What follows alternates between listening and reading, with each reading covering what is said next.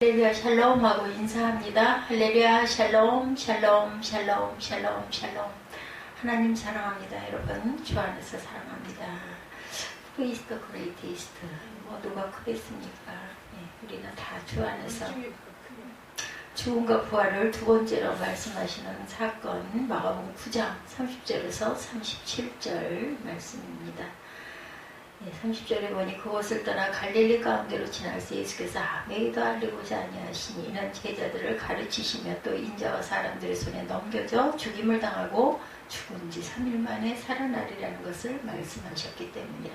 31절에 32절 그러나 제자들은 이 말씀을 깨닫지 못하고 아니 이걸 어떻게 믿겠어요. 그때 그죠? 우리는 성경에 나와 있으니까 믿지만 묻기도 두려워하더라. 오죽하면 누가 큽니까? 33절에 가버나움에 이르러 집에 계실세 제자들에게 물으시되 너희가 길에서 서로 토론한 것이 무엇이냐 물어보죠. 그들이 잠잠하니 이는 길에서 서로 누가 크냐 하고 쟁론하였습니다. 이 부분을 차마 말씀드릴 수가 없었겠죠.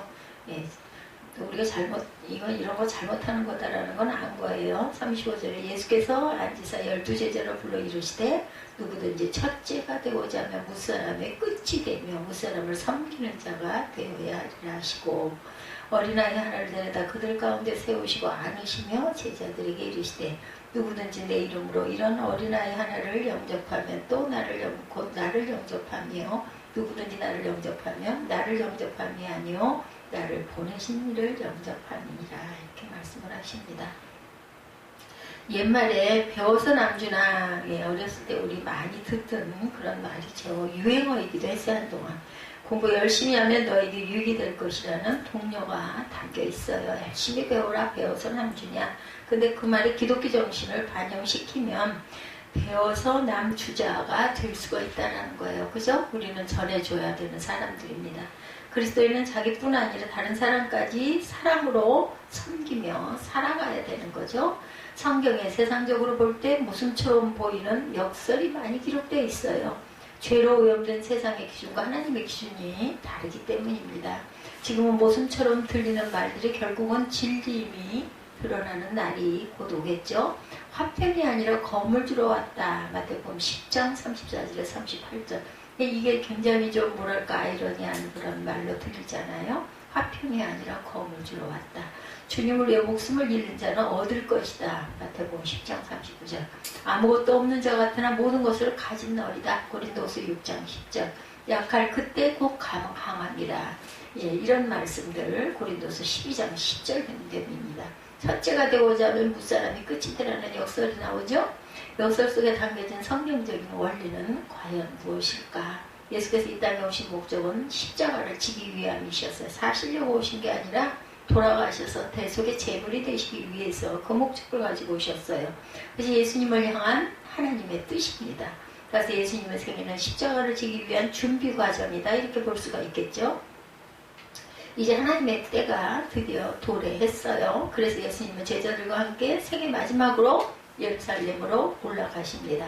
예수님과 더불어 지난 3년을 지내온 제자들은 아직도 예수님의 마음을 제대로 헤아리지를 못해요. 그런 일이 일어난다는 것이 이해가 되지도 않고 믿어지지도 않습니다. 어떻게 사람이 죽었다 살아나? 이렇게 생각을 하는 거죠. 예수님은 이 세상을 왜 오셨어요? 우리에게 자신의 생명을 주시기 위해서 또한 세상을 섬기려고 오신 분이신 거죠. 우리가 알게 모르게 세상의 가치관에 젖어 살다 보면 예수님이 보여주신 섬김의 정신을 제대로 실천한 것이 쉽지가 않습니다. 믿는 사람들이 언제나 자신에게 물어보아야 할 질문이 있어요. 제자일까? 나는 과연 주님의 제자일까?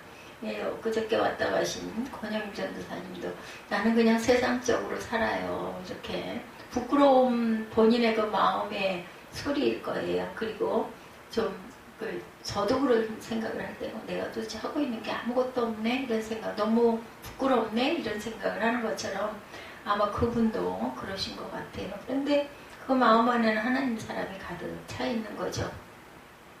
정말로 주님이 원하시는 길을 나는 과연 가고 있는가, 껍데기로만 신용만 하고 있는 건 아닌가 이런 생각 들 때가 많습니다. 내 정욕으로 살고 있는 건 아닌가, 혹시 예수님의 제자들처럼 그 길을 막든지 다른 길로 가려고 하고 있지는 않은가. 그런데 제가 문득 든 생각은 자연을 바라보고 기뻐하고 사랑하는 거 하나님이 기뻐하실 것 같아요. 그걸 좋아하는 것들. 뭐 또 사람이 만들기는 했지만 진리를 연구하려고 탐구하려고 그냥 애를 쓰는 그런 모습도 하나님은 사랑하는 것 같고, 하나님께서는 우리 각자에게 주신 목적이 있으시잖아요. 그것대로 우리는 그게 좋아가지고 따라가고 거기에 순응해 가면 하나님 뜻을 이루는 것이고, 그걸 깨달으면 정말 진리를 깨달은 것이다. 이런 마음이 제가 오늘 듭니다. 로마 황제의 신상에 보이는 가이사라 빌립보에서 당신은 그리스도라는 제자들의 신앙 고백을 들으신 예수님은 처음으로 자신이 받으신 순환에 대해서 말씀합니다. 로마 황제의 그 모습을 이렇게 세워놓는 곳이 아마 가이사라 빌립보인 것 같습니다. 인자가 많은 고난을 받고 장로들과 제사장들과 서기관들에게 버림받아 죽임을 당하고 사흘 만에 살아나야 하신다. 이런 8장 31절 말씀에 나와 있죠. 8장 31절에 보면 인자가 많은 고난을 받고 장로들과 대제사장들과 서기관들에게 버림받아 죽임을 당하고 사흘 만에 살아나야 할 것을 비로소 그들에게 가르치시되, 드러내놓고 이 말씀을 하시니 베드로가 예수를 붙들고 항변하죠. 예수께서 돌이키사 제자들을 보시며 베드로를 꾸짖어서 뭐라 그래요? 사탄아 내뒤로 물러가라. 8장에서 그런 말씀이 나오죠. 그러면서 35절에서 누구든지 자기 목숨을 구원하자고 하면 잃을 것이요 누구든지 나와 복음을 위하여 자기 목숨을 잃으면 구원하리라. 사람이 만일 온 천을 얻고도 자기 목숨을 잃으면 무엇이 유익하리요? 사람이 무엇을 주고 자기 목숨과 바꾸겠느냐? 누구든지 음란하고 죄 많은 세대에서 나와 내 말을 부끄러워하면 인자도 아버지의 영광으로 거룩한 천사들과 함께 올 때 그 사람을 부끄러워하리라. 이렇게 말씀하세요. 그리고 영광스러운 모습으로 변형이 되시죠. 또 그들에게 이르시되 9장 시작이 이렇게 됩니다. 내가 진실로 너에게 이르노니 너희 여기 서 있는 사람 중에 죽기 전에 하나님의 나라가 권능으로 임하는 것을 볼 자들도 있느니라 말씀하시죠. 엿새 후에 예수께서 베드로와 야고보와 요한을 데리고 다른 높은 산에 올라가셨더니 그들 앞에 변형되사 그 옷이 광채가 나며 세상에서 빨리하는 자가 그렇게 희게 할 수 없을 만큼 매우 희어졌더라. 영광스러운 모습으로 변형이 되는 그런 모습이 9장 초반에 나옵니다. 그리고 이제 두 번째로 또 말씀하시는 거죠. 12 제자들을 불러서 이르시되 누구든지 첫째가 되고자 하면 무사람들의 끝이 되며 무사람의 섬기는 자가 되어야 하리라 하고, 어린아이 하나를 데려다 그들 가운데 세우시고 안으시며 제자들에게 말씀하시죠. 37절에 누구든지 내 이름으로 이런 어린아이 하나를 영접하면 나를 영접하며 나를 영접하면 나를 영접함이 아니고 나를 보내시는 이를 영접하니라. 이것도 역설적인 말씀입니다. 그리고 또한 자신의 죽임에 대한 이야기를 또 하시는 거죠. 30절에 그것을 떠나 갈릴리 가운데 지나서 예수께서 아무에게도 알리고자 아니하시고 이런 제자를 가르치시며 인자가 사람들의 손에 넘겨져 죽임을 당하고 죽은 지 3일 만에 살아나리라는 것을 말씀하셨어요. 그죠? 아까 8장에서 말씀하셨죠? 그러나 제자들은 이 말씀을 깨닫지 못하고 묻기도 두려워해요. 너무 무서운 거죠. 예수님이 돌아가신다니. 가버나움이를 집에 계실 때 제자들에게 물으시되 길에서 서로 토론한 것이 무엇이냐. 그런데 누가 크고자 하느냐 이걸 했기 때문에 말을 못했다라는 얘기죠. 그래서 로마 황제의 신상에 보이는 가이사라 빌립보에서 당신은 그리스도라는 제자들의 신앙 고백을 들으신 예수님은 처음으로 자신이 받으신 순환에 대해서 8장 31절에 인자가 많은 고난을 받고 장로들과 대제사장들과 서기관들에게 버림받아 죽임을 당하고 사흘 만에 다시 살아나야 하신다는 것이었어요. 그래서 베드로가 그럴 수가 없다고 하다가 사탄아 내 뒤로 물러가라 이런 말을 책망을 들었다는 거죠. 그 후에 예수님은 새 제자를 데리고 변화산에 올라 장차 임할 영광을 보여주셨죠. 그리고 자신의 영광스러운 모습으로 변형된 모습을 또한 보여주셨습니다. 그 시간에 산 아래에 있던 제자들은 귀신을 쫓아내는데 실패함으로 무리 앞에서 무능함을 드러내기도 합니다. 예수님은 참 제자가 되려면 믿음과 기도가 있어야 함을 가르치십니다.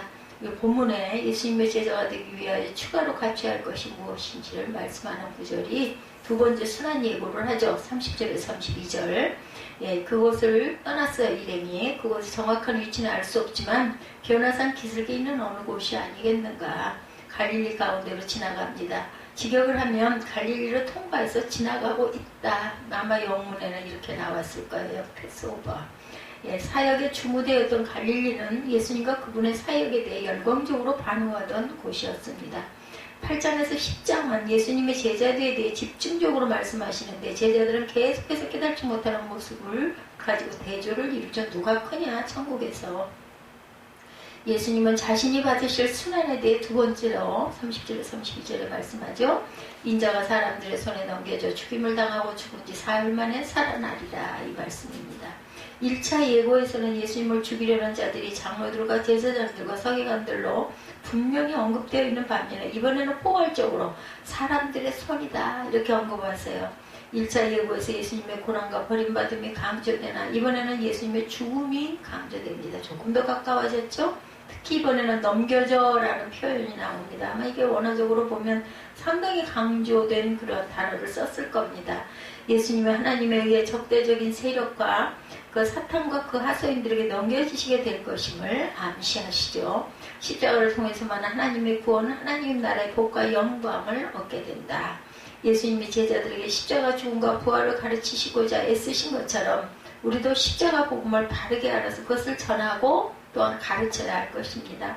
깨닫지 못하고와 두려워하다는 미완료 영어로 이루어져 있어요. 깨닫지 못하고 두려워한다. 그 말 자체를 정말 겁이 나는 거예요. 왜 예수님이 왜 돌아가셔? 이런 생각을 하는 거죠. 어떻게 돌아갔다 또 살아난대? 이게 믿어지냐는 거죠. 이해가 안 되는 거죠. 예수님은 반복적으로 순환을 예고하셨지만 제자들은 계속해서 그것을 깨닫지 못하고 있음을 강조합니다. 깨닫지 못하고는 주의를 기울이지 않다, 무시하다라는 뜻으로 되어 있어요. 고난과 죽음과 부활이 예수님의 세상에 오신 목적인데 그것에 대해서 제자들은 관심을 기울이지 않고 딴 생각들을 하는 거예요. 하늘나라에 우리가 나중에 간다는데 가면 그것은 누가 제일 큰 자가 되겠냐 이런 얘기를 하고 있다는 거죠. 아예 알려고도 이해가 안 되니까 알려고 알 수가 없죠. 왜냐하면 자신들과 동고동락하고 능력을 행하시던 분이 사람들에게 잡히시기도 하고 심지어는 죽는데 그리고 또 살아난대. 그거 믿으시냐고요. 그죠? 제자들은 예수께 묻는 것이 두렵습니다. 자신들도 고난을 받을까봐 또는 자기가 무지와 실수 같다면 드러날까봐 말 잘못했다가 베드로처럼 사탄한테 들어 물러가라 이런 야단을 맞을까봐 서로 전전긍긍하고 눈치를 보고 자기들끼리 이렇게 모여가지고 수근수근 얘기하고 아마 이랬던 분위기인 것 같아요. 쟁론을 벌이죠. 제자들이 32절에 34절 보면 가버나움에 도착하여 어느 집에 머물세 제자들에게 물으셔요. 너희가 길에서 서로 토론한 것이 무엇이냐. 제자들의 마음까지 꿰뚫어 보시는 예수님의 기습적인 질문이 뭐 모르겠어요. 지들끼리 수근수근하고 하는데 분명히 이거 갖고 그러겠지 뻔히 아시겠죠. 그들이 무엇에 대해서 토론했는지 다 아시면서도 물어보시는 거죠. 다 바르게 가르쳐 주려고. 여기서 토론하다로 번역된 단어는 서로의 의견을 나누는 것이 아니라 논쟁, 싸우듯이 그게 아니야 이거야 아니야 그런 거 아니야 뭐 이런 거죠. 말싸움을 했다는 거예요. 예수님의 질문에 제자들은 눈치 보면서 잠잠했겠죠. 왜냐하면 길에서 서로 누가 크냐고 쟁론하는 이런 얘기를 하고 있었으니 부끄럽기도 할 거예요. 서로 으뜸이 되고 싶은 욕심이 안에 들어있기 때문에 쟁론을 벌이는 것이 나쁘다는 것을 알았기 때문이죠. 길에서라는 용어 선택은 아주 의미심장합니다. 길은 세례자 요한이 등장할 때 구약의 성지 구절로 처음 인용이 되었던 단어입니다. 내가 내 사자를 내 앞에 보내노니 그가 내 길을 준비하리라. 1장 2절에 이렇게 말씀하고 있어요. 그래서 제자들 역시 스승이 가는 그 길을 따라가야 한다는 것을 아는 거죠. 세례 요한 때, 그 요한복음 1장 2절에 내가 내 사자를 내 앞에 보내느니 그가 내 길을 준비하리라. 예수님을 메시아로 고백하기는 했지만 어떤 메시아인지에 대한 이해가 부족하다 보니까 누가 더 높은 자리를 차지할 것인가를 놓고 적지 않은 신경전을 펴면서 예수님의 첫 번째 제자가 되고 싶은 그런 욕심이 있었겠죠. 이 사복음서에 제자들이 자리다툼이 나오는 것을 보면 하나님께서 이 문제를 심각하게 다루셨다는 것을 알 수 있다. 9장에서는 변화선 사건과 제자들이 귀신을 쫓아내지 못한 사건이 기록되어 있어요. 그죠? 3명의 제자들에게는 예수님과 함께 변화선에 올라가고 9명은 사나리 동네에 머물러 있었어요. 선택받은 제자들 기분은 좋았겠지만 선택받지 못한 자들은 얼마나 부러웠겠어. 나도 올라가고 싶은데 왜 예수님은 맨날 쟤네들만 데리고 올라갈까? 여기 조금 좀 마음이 좀 싫었겠죠. 나도 좀 예수님 따라서 갔으면 좋겠는데 그러다 길을 가면서 누군가가 시비를 걸었을 거예요. 예수님은 3명의 제자들에게 인자가 죽은 자 가운데서 살아날 때까지는 본 것을 아무에게도 이르지 말라고 분명히 경계하셨습니다. 그러나 논쟁이 가열되면서 변화산 이야기도 당연히 나왔겠죠. 말하지 말란다고 안 하겠어요. 자기들끼리 또 뭐야 좀 이상해. 예수님이 이랬어. 그런 얘기 하겠죠. 예수님이 우리를 특별히 사랑하셔서 산에 데리고 가셨다. 우쭐 그렇게 되잖아요.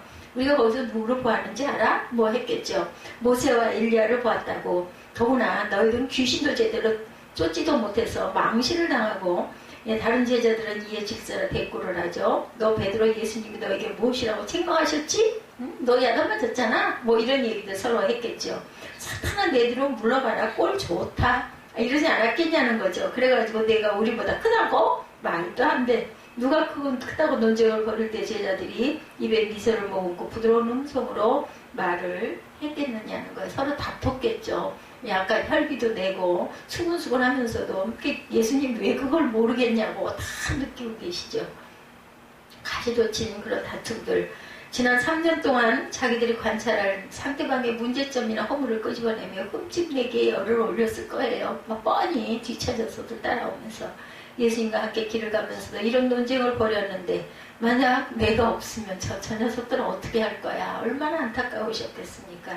그들은 아마 멱살을 잡고 싸웠을지도 모르겠다는 생각을 했겠죠. 여성들 같은 머리 끄댕이를 끄들면서 네가 그랬지 네가 뭐가 잘났다고 안 했겠어요. 뻔한 거죠. 논쟁을 하고 난 후 제자들은 서로 씩씩대면서 자기야말로 상처를 준 다른 제자의 얼굴을 쳐다보지도 않고, 아니 삐뚤어져가지고 토라져가지고들 그러고 있는 그 분위기 예수님이 뻔히 아셨겠죠. 상상만 해도 기가 막히죠. 예수님은 묵묵히 길을 가십니다. 다 알면서도 등 뒤에서 뭐라고들 서로 짚고 까불고 난리를 치는 거 다 들리면서도 모르는 척하고 앞서서 가고 계시는 거죠. 대기권 밖에서 지구를 내려다보면 그저 땅과 바다밖에 보이지를 않는다 그래요. 단층집이나 고층 빌딩이나 구별이 없죠. 제자들이 잘나면 얼마나 잘났겠느냐는 도토리 키재기가 바로 여기 있는 거죠. 지금 제자들은 하나님이신 예수님 앞에서 도토리 키재기를 하고 있는 거예요. 네. 제자들은 아직도 예수님을 통한 하나님의 계획과 장차 자신들이 어떤 길을 가야 할 것인지를 모르고 있어요. 제자들의 영적 무지를 잘 보여줍니다. 이런 장면 같은 거는 우리가 직접 안 봐도 막 상상이 되니까 어디 가서 누구하고 얘기할 때도 다 기억이 나는데, 그 구약의 그런 부분들을 그런가? 아담의 계보라 분명히 읽었으면서도 그런가? 조상이 아담과 하와가 그럼 방파가 어디야? 그죠? 이런 생각이 나면은 딱 그 얘기를 듣자마자 멈칫하게 됩니다. 나중에 생각해보면 아니 그 쉬운 거를 왜 그래 하고 왜 대답을 얼른 못했어? 이런 마음이 드는 거죠.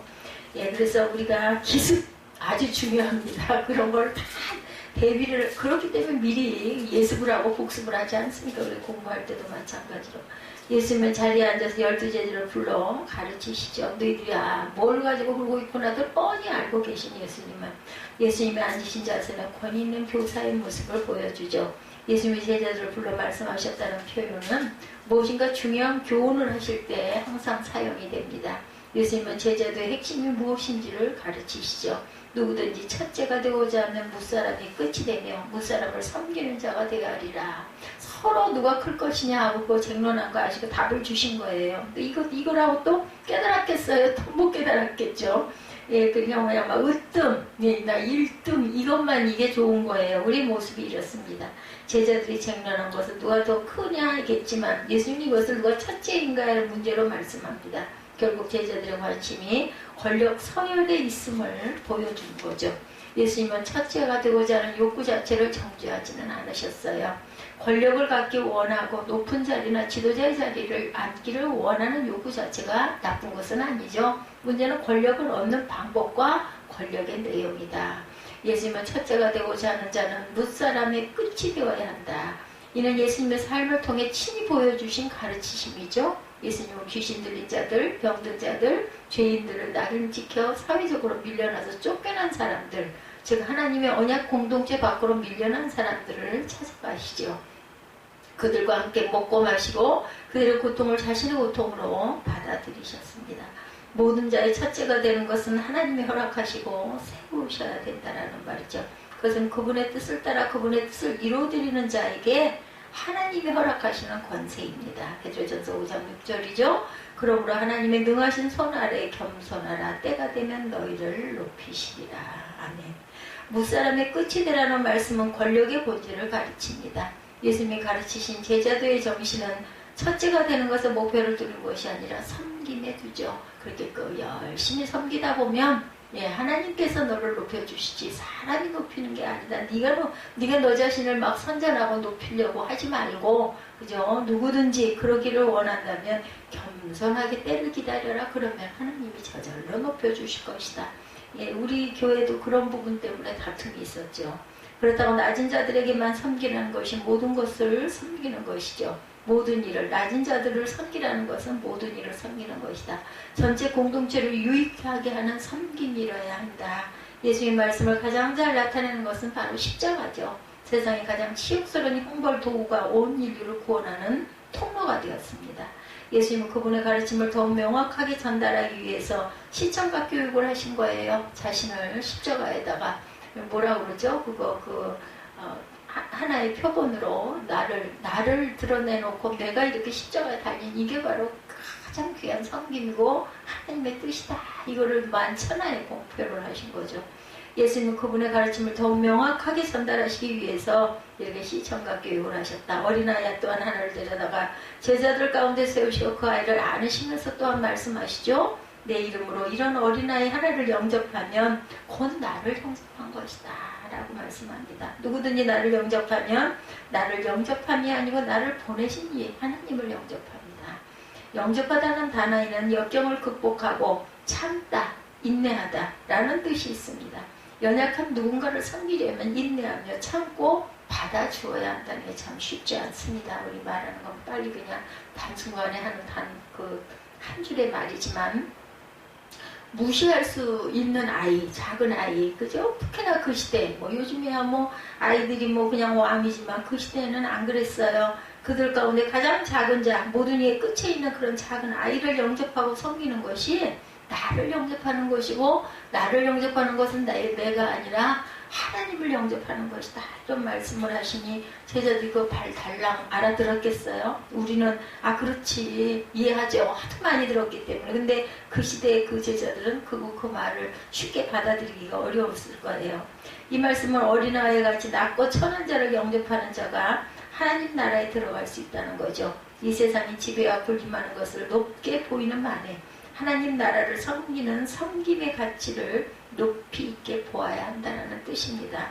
주님의 왕이신 나라는 서로 큰 자가 되려고 다투는 곳이 아니라 약한 자가 주님과 같이 영접받는 곳이다. 이렇게 말씀하세요.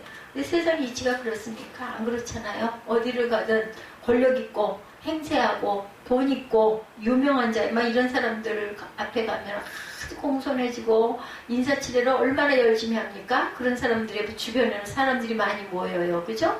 근데 그렇지 않은 사람들에게는 그냥 인사를 하면 그냥 그냥 이러고 인사도 그냥도 안 받아. 지나가면서 그냥 이러고 가는 거예요. 그렇게 행함을 받은 사람들은 또 얼마나 자존이 상하고 마음에 그런 상처를 받습니까? 그걸 모르는 거죠. 나랑 관계없어. 저런 사람쯤이야. 그냥 네네네 그냥 이러고 지나가는 거예요. 그렇다면 주님의 제자로 주님의 가르치신 성김의 정신을 제대로 실천하려면 어떻게 해야 할까? 지난번에 그 전수사님 왔다 가시고 나서 이 강단에다가 헌금 don고 이렇게 했으면 참 눈물이 났다라고 전하면서 제가 느낀 게 그거예요. 소외된 곳, 그죠? 별로 그렇게 신경 안 써도 될 곳을 찾아서 아무데나 다 다닐 수는 없지만 내 주변에 그런 데를 찾아서 정말 기도하고 헌금 얼마라도 놓고 가는 이 마음, 섬김입니다. 그분은 다른 거 다 부족한 면이 많지만 그 부분 하나만은 아주 대단하게 제가 그냥 아니까 또 그렇게 칭찬할 수가 있는 거죠. 제가 그분을 알잖아요. 또 그분은 자신의 그 내면에 남들에게 보일 수 없는 것을 스스로가 제게 고백을 했던 분, 참 잊지를 못해요. 자신의 치부일 수 있고 구태여 얘기 안 해도 될 부분을 고백한 거죠. 그게 회개하는 부분이에요.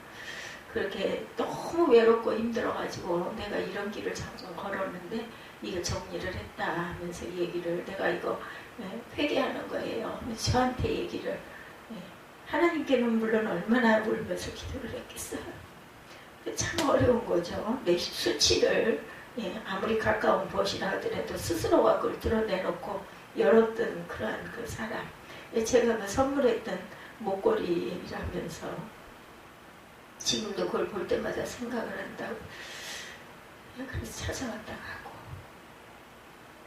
그래서 우리가 항상 이렇게 그런 부분을 실천하는 게 어렵고 훌륭하고 권력 있고 유명한 사람들 앞에 가서 머리를 조아리고 그러긴 하면서도 별 볼 일 없어 보이는 사람은 그냥 나부터도 스쳐 지나가 버리려고 나하고 별 관계가 없었는데 그런 부분을 우리가 고쳐야 된다는 거죠. 그래서 항상 멀리할 줄 알아야 된다. 크다라는 그러한 그 세력들 누가 크냐는 논쟁은 예수님의 제자들에게만 있던 독특한 현상이 아닌 거죠. 사람들이 있는 곳에는 크고 작은 이런 문제들이 다 있다.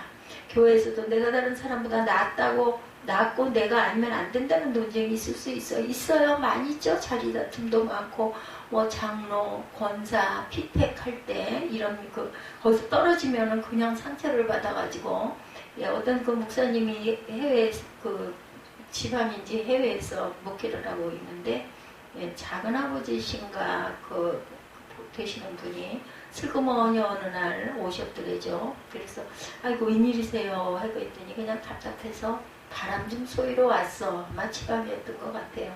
제가 예화를 하도 많이 보다 보니까 헷갈리는데 그러고는 아무 말씀 안 하시고 그냥 하룻밤 주무시더니 그 다음날 이렇게 내가 돌아갈게 그러고 가셨대요. 나중에 알고 보니까 장로 피택에서 떨어지신 거죠.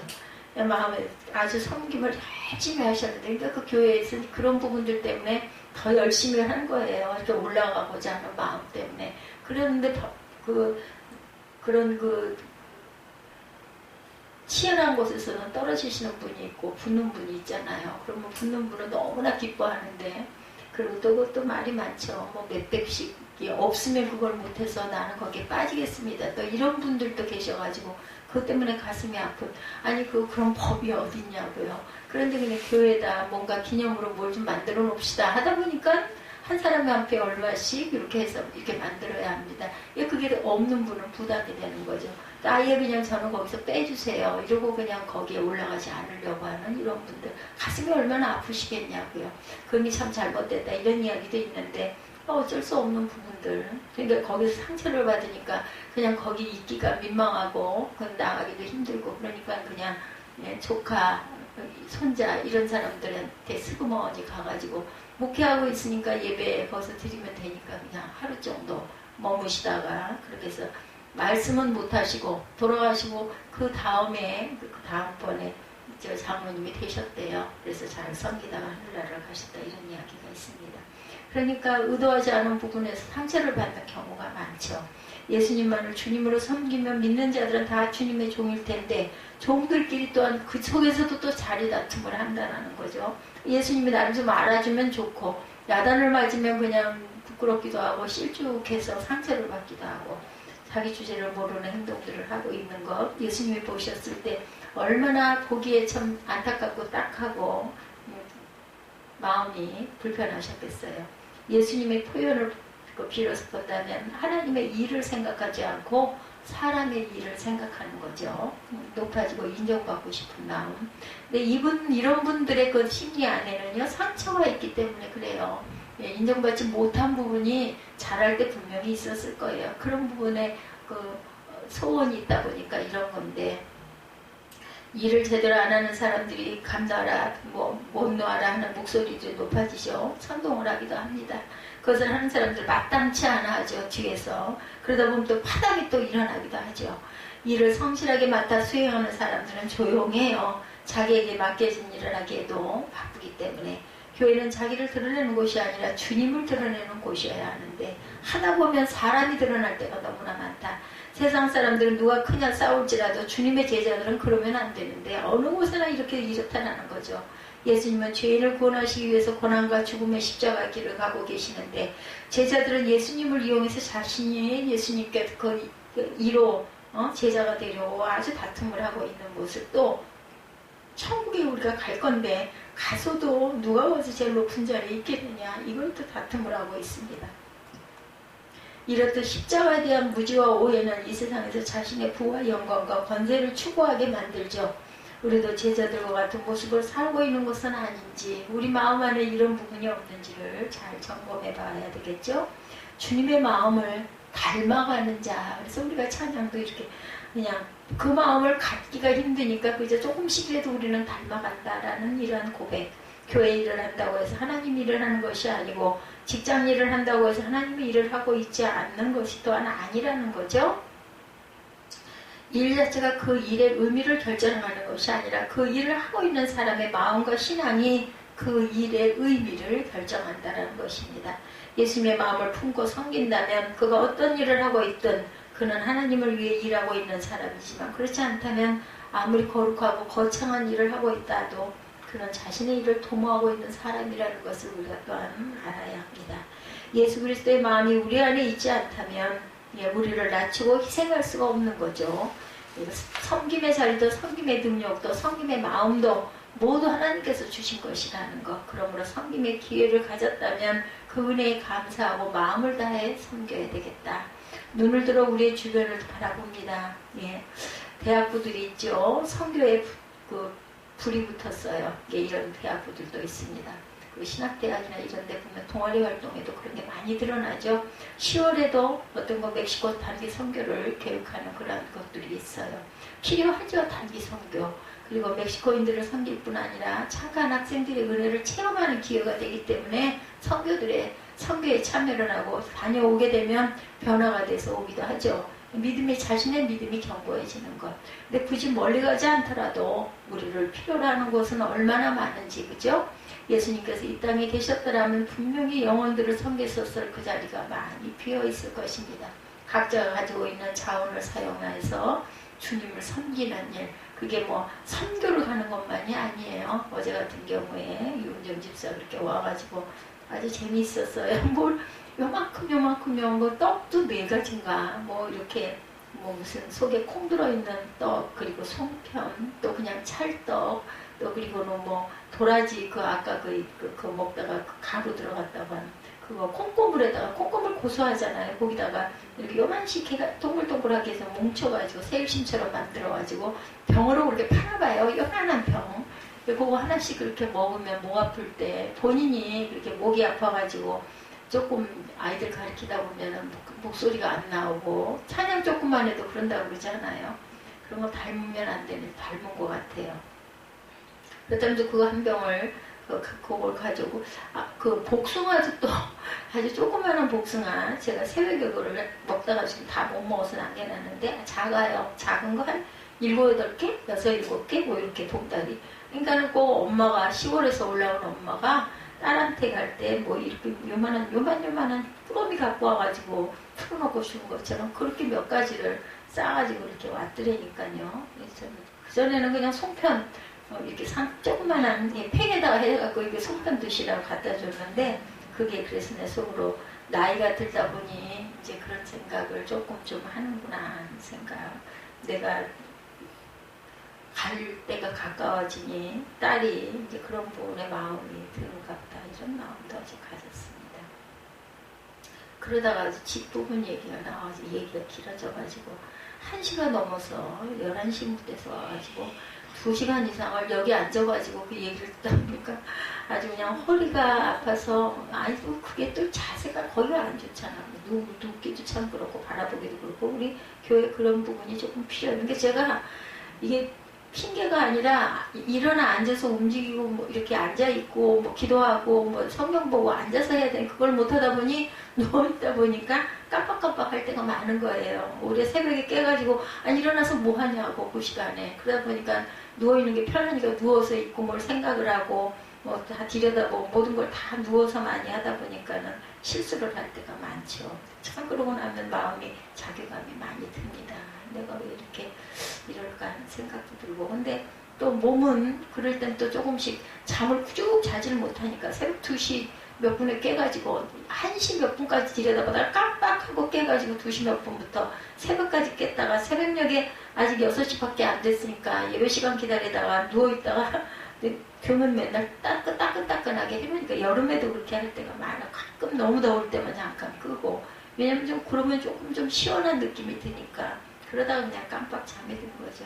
뭐 달래 뭐 장애겠습니까? 그런 게 장애죠. 우리의 젊음, 우리의 건강은 절대로 영원하지 않다는 거. 누구도 그러니까 그걸 아는 육친 내 주변에 있는 사람들은 이해를 하지만 모르는 사람이 그 모습을 보면 온전하게 보이겠어요? 예, 그게 참 부끄러운 일이죠. 근데 하나님은 아시니까 우리의 젊음, 우리의 건강은 절대로 영원하지 않다는 거. 몸을 잘 섬기시기 바랍니다. 내 몸이 건강해야 어떤 일도 할 수 있고 공부도 할 수 있습니다. 부부가 아무리 금슬이 좋아도 한쪽이 몸이 이러다 보면은 서로 좋은 관계가 되기가 어려워요. 그래서 뭐 영화가 나오고 책이 나오고 하잖아요. 그렇게 아내를 끔찍히 사랑해서 그 불구의 몸을 그걸 끝까지 보필하고 돌아갈 때까지 뭐 섬겼다 해가지고 아이고 어떻게 그렇게까지 할 수가 있어. 우리가 은혜를 받는 부분들이 정말 그 눈물과 땀과 그 인고가 아니면은 우리가 감동을 받기가 어렵다라는 거 거꾸로 보면 그죠? 우리가 가진 재능과 물질로 주님을 섬길 수 있는 기회 역시 한정이 되어 있습니다. 그것을 절감하는 그런 분들 우리가 주변에서 많이 보죠. 그러므로 섬길 수 있을 때 섬기지 않으면 후에 섬기고 싶어도 섬길 수 없음을 인해 아쉬워하게 되고 후회하게 되고 안타까워하게 된다. 그래서 후회해도 이미 때는 늦죠. 철이 조금 들만 해가지고 들여다보면은 내가 섬기고 싶은 내가 보고 싶은 부모가 안 계신다라는 거죠. 그래서 아마 그래서 더 열심히 그렇게라도 하고 싶은 마음이 일어나지 않았을까. 그러므로 우리는 지금 자신의 부르심을 쫓아 부지런히 섬겨야 된다. 하나님이 우리를 부르는 음성을 그걸 뭐 멀리 대단한 무슨 이런 걸 그렇게 하는 그릇도 그런 그릇이지만 그냥 내 주변에서 내가 할 수 있는 것을 하는 거 그게 감사한 거죠. 자신의 게으르게 방치하지 말고 자신의 욕심을 만족시키는 하찮은 일에 세월을 낭비하지 말고 그 일이 크든 작든 이름이 드러나든 드러나지 않든 주님을 사랑하는 마음으로 섬긴다면 그것으로 충분한 거죠. 사람을 섬기든 자연을 보고 기뻐하든 그것도 자연도 하나님이 만드신 것이니까 추석에 보름달 바라보면서 그거 너무너무 아름답다 경탄하고 아름다워하는 것 그것도 하나님께 영광 돌리는 부분이죠. 세상은 우리의 이름을 기억하지 못하고 사람들은 우리를 주목하지 않는다 할지라도 하나님께서는 우리를 다 아시기 때문에 오직이나 하면 하나님은 아셔서 우리가 이 위에 올라서 살죠. 주님의 삶을 본받아 나아가야 합니다. 팬데믹 기간에 진짜로 많아졌다고 그래요. 비만이 생기는 이유 나가는 것보다 들어오는 곳이 많기 때문에 그래서 비만이 되죠. 우리가 음식을 먹을 때 영적 비만이 생기는 이유는 받은 은혜가 많을지라도 예수 그리스도의 마음을 느끼는 구체적인 섬김의 현장이 없기 때문에 영적 비만이 생긴다. 은혜 받은 자리인 자신의 교회에서 조차 섬기지 않으려는 사람들 편하고 대접받으려고만 하는 그런 부분들이 문제가 되죠. 세상에 나가서 얼마나 주님을 드러내겠는가. 이곳은 어떻게 보면 훈련의 장소입니다. 그래서 우리가 세상에 나가서 각자의 자리에서 주님의 향기를 드러낼 줄 아는 참 그리스도인의 모습이 되어야 된다는 거. 그러니까 뭔가 달라도 달라야 된다는 거예요. 꼭 뭐 예수 믿으세요 그것뿐만이 아니라 나중에 알고 보니 신실한 크리스찬이었어. 이번에 국민일보에 났던 그 어머니와 아들의 그런 이야기 알고 보니 그렇게 선교에도 열심이고 교회 안에서도 섬김을 그렇게 잘하시는 그런 그 권사 자리를 주신다고 그래도 사양하고 저는 그냥 평신도로 있겠습니다. 뭐 나이가 50세 초반이면 받으실 수도 있는 나이기도 하죠. 교회마다 조금씩은 다르지만 연령 제한이 있는 곳이 있기도 하고 없는 곳들도 있는데 받으라고 그래도 저는 그냥 이렇게 있겠다. 또 반주도 잘하시는 분이어가지고 피아노로 아이들 불을 인도도 하시고 그렇게 하셨다라고 칭찬이 나와 있더라고요. 그 아들 15살짜리 아들도 그렇게 해가지고 그 예배를 신실하게 드리고 엄마 따라서 선교를 다니기도 하고 모자의 모습이 아주 아름다웠다라는 이야기. 그래서 그렇구나. 서로가 서로의 생명을 그렇게 귀하게 여겼는데 그만 아들은 나가다가 물살에서 헤어나오지 못하고 돌아가고 엄마는 그 꼭대기 천정에서 매달려서 찬송하고 기도하면서 14시간을 버텨가지고 구조를 받고 살아남은 2명 중에 1명이 그분이셨어요. 그분이 아마 땅에 나오셔서 아들 목까지 열심히 하시고 얼마나 마음이 아프시겠어요. 십자가의 감격이 아득한 추억이 되어버렸다면 그것은 예수님을 본받아 사는 삶에서 멀어졌다는 증거. 내 마음 안에 주님이 늘 살아계셔서 작은 걸 보고도 기뻐하고 그걸 누군가가 나누고 싶어하는 그런 마음이 있다면 주님이 아시죠.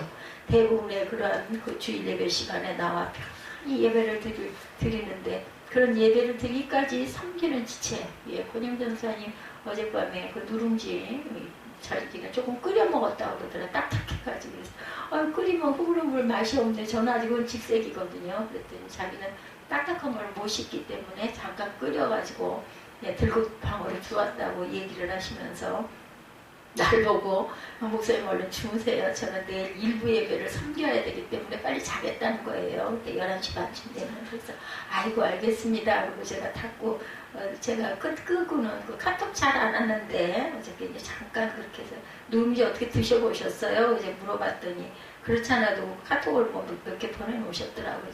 가끔 보니까. 그래서 내가 나는 새벽 내내 깨 있을 건데 그 교회가 가깝잖아요. 그래서 그 이사를 가신 거고 아주 그 이사 가시려고 그렇게 애를 쓰다가 파주로 이사 가시고 집값도 엄청 많이 올라가고 교회도 아주 그냥 5분 10분 거리로 가까워지고 교회 옆에 사는 게 맞습니다. 남보다 일찍 나와 찬양을 하고 연습하는 분들 얼마나 수고하세요. 찬양대 역시 예배시에 사용하는 그 파워포인트를 준비하고 미디어 시스템을 관리하는 분들도 그런 부서의 사람들도 계시죠. 매주 방역을 하는 분들 각자의 자리에서 열심을 하는 거죠. 팬덤 중에서 수고한 교우들을 사랑으로 섬기는 분들이 이런 기간 동안에도 하루들을 찾아가서 음식을 대접하고 도움을 제공하는 분들이 또 계시죠. 많은 부서들이 다들 다 중요하고 소중합니다. 그렇게 함으로 교회 공동체가 이루어지는 거죠. 예수님은 병든 자를 고치시고 줄인 자를 먹이시고 외로운 자를 위로하시고 무지한 자를 일깨우시고 소외된 자들의 친구가 되어주셨어요. 이 부분은 아주 중요합니다. 요즘에 정말 점점 희미해지고 드물어지죠. 예, 소외된 사람들의 친구가 되어주는 거. 많고 막 그 뭔가를 대단한 걸 많이 하는데 사람들이 많은 건 당연한 건데 이렇게 소외된 사람들이 친구가 되는 거 정말 어려움이죠. 그리고 그 부분에 소외되는 그 마음을 느낄 때 또 그분의 상처는 또한 대단합니다. 자신은 머리둘 곳이 없는 삶을 사셨지만 자신을 필요로 하는 이들이 있는 곳은 어디든지 달려가셨던 그런 예수님.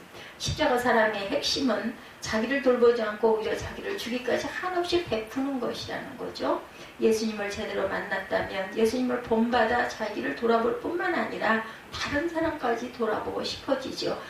그분 참 외롭게 혼자 계시는데 내가 이렇게 잠깐이라도 갔다 와야겠다. 이런 마음. 그죠? 연약한 지체들을 정성껏 돌보고 싶어하고 그리스도의 몸인 교회가 온전케 되도록 뭔가 마음을 바쳐 섬기고 싶어하는 마음. 이것이 주님을 닮는 마음입니다. 물론 지금도 많은 그리스도인들이 마음을 다해 주님을 섬기며 각자의 그 자리에서 잘 섬기고 가세요. 더 많은 그리스도인들이 그렇게 섬기지 않고 있는 그런 모습을 조금씩 변화돼. 이것도 전도입니다. 보여줌으로 인하여 깨닫게 하는 것. 주님께서 지금 이 자리에 계셨다면 어떻게 하셨을까? 나도 주님처럼 하고 싶다는 마음이 필요하죠. 주변에 고통받고 아파하는 사람을 품고 섬기고 살아갈 때 하나님의 복이 임하죠. 교회의 규모들이 커지면 커질수록 가만히 와서 편안한 환경에서 예배드리고 그냥 아주 살짝 사라지고 싶어하는 그런 그리스도인들이 많아지기도 합니다. 그런데 섬기는 분들은 또 이렇게 열심히 섬기는 것이고 내 이름 없이 빚도 없이 성실하게 섬기는 사람은 그렇게 늘지를 않는다는 것. 항상 교회는 일손이 필요하다고 하죠. 더구나 어떤 그 대단한 축제나 아니면 어떤 그 뭐 태신자 초청 뭐 이런 그 행사가 있을 때 신앙의 열정이 전보다 떨어지는 현상이 점점 나타나고 있다고 그래요. 이번에 그 코로나 몇 년 동안에 아주 어려움이 교회들이 굉장히 많았죠.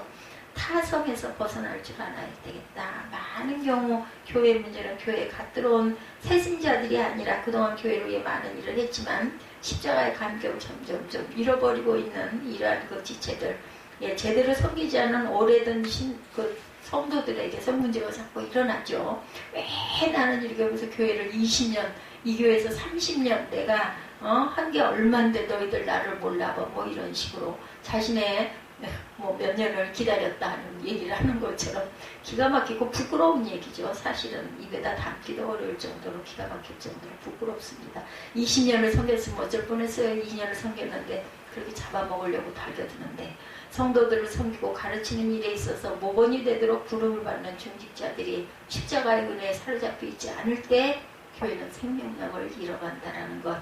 교회를 위해 가장 많이 섬기는 본을 보여야 할 사람들이 올바른 섬김의 모습을 보여주지 않고 자신을 바라봐라. 내가 이렇지 않아? 너희들 그걸로 뭘 하겠어? 이런 식의 그런 반대의 그 반기를 드는 분들.